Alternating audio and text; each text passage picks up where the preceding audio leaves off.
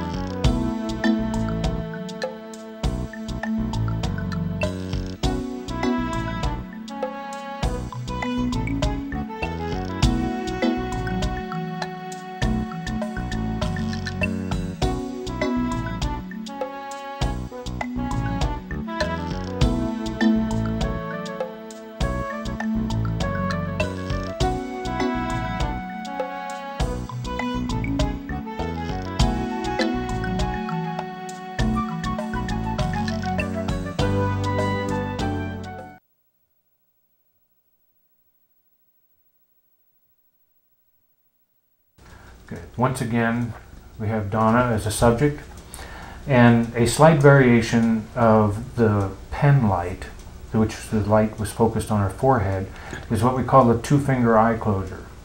This is an old technique that's been used for well over 100 years, and many of the old hypnotists use it. But again, you will find that there are those people who expect to be hypnotized in a particular way, and that's why I'm showing you and demonstrating so many different techniques.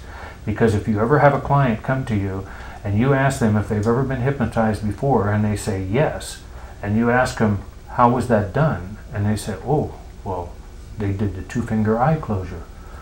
You say, well, that's how I do it. If they came to you and said, well, the last time I was hypnotized, they used a candle. Was it effective? Yes. Oh, well, that's how I do it.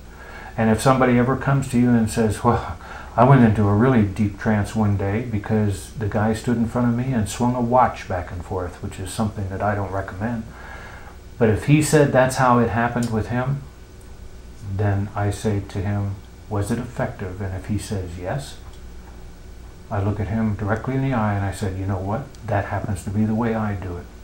And I always make sure that I have a candle, that I have a metronome, that I have a pocket watch on a chain, many different things I have available in case somebody ever comes in and says that's how it was done. So if somebody ever comes to you and says, I had a pen light put on my forehead and man, I went really deep, that's how you do it. This one is also highly effective with a lot of people, especially for those people who do not have any fear of being touched, the kinesthetics in your world. So with that, we'll go ahead and begin. Donna, what I'm going to do is I'm going to put my two fingers up here, my thumb and index finger, and all I'd like you to do is look at those two fingers. And as I bring them down closer and closer, I'm going to gently touch your eyelids. And when I touch your eyelids, your eyes are going to close. They may even close before I get there. That's perfect. I'm going to touch your eyelids.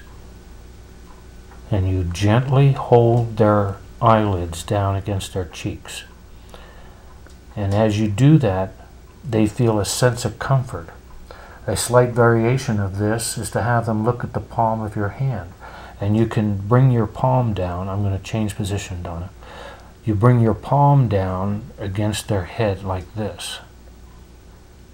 And if you ever want to comfort a child who's in distress, this is how it's done.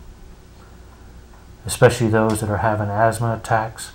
You get their eyes closed, you put your hand on their cheeks or their forehead, and they will go into a little trance inside. That's a very comforting feeling. I'm going to take my hand away. At this point, you would normally tell them to take in a few deep breaths, have them relax all the way down to their toes. You could pick up their arm and drop it. You could snap your fingers. You could do almost anything you want. And with every sound that they hear, and with each breath they take, with every thought they have, everything, no matter what happens, is going to take them down deeper and deeper. If they expect to hear a sound that's going to take them deeper, then they will go deeper. I've had many sessions where I've had a motorcycle go by outside on the street, and I will hear it 2 or 3 blocks away. And I will say to the person, in a moment you're going to hear a noise, and there's going to be something loud outside that's going to go by. And when you hear it, you're going to go deeper and deeper as it comes closer and closer. And after it goes by, you're going to listen for it and see how much deeper you can go as it goes off into the distance. You can do that with an airplane. You can do it with a bird singing. You can do it with a dog barking. It doesn't matter. If they expect to hear the normal everyday sounds of life around them, then they will go ahead and go deeper for you. But if they are not expecting it, if they think that hypnosis is done where there's not a sound to be made, all of a sudden they hear a motorcycle or they hear a dog bark, they're going to open up their eyes. So prepare them for it. I want you to notice how relaxed she is now. And Donna, all I'd like you to do is, knowing that the next time you do this, you're going to go down deeper and deeper and faster, I would like you to bring yourself back now at your own pace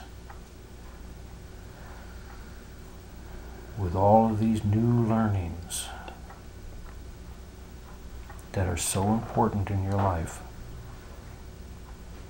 And as she's coming back up, realize that between her closing her eyes and taking a few deep breaths and you working with her to get her a little deeper, and my asking her to come back up, in the middle is where you're going to insert your suggestions for improving their life in some way.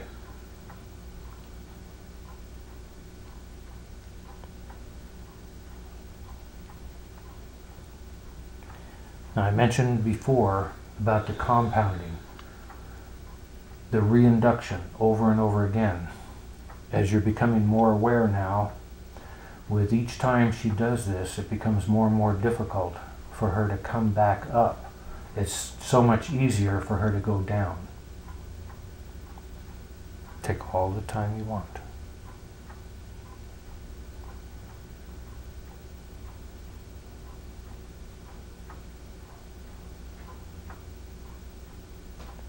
And while she's doing that, I'd like to add one thing to it, since she's taken a long time, is that if you ever have a client who seems as if they're not going to come back to the point of full conscious awareness, and you seem to be sitting there for 3, 4, or 5 minutes, and you say to them over and over again, I want you to come back now and open up your eyes, be fully alert and aware, and so forth, and they still don't do it, what I would like you to do is to remember this. You're the one who put them into a state of hypnosis. They actually put themselves in, but you taught them how to do it. So it was your words that taught them how to do this. You can also use your words to make it so that they can never experience this state again. And I have told people that if you don't come back up now, I'm going to say something that will prevent you from ever experiencing this trance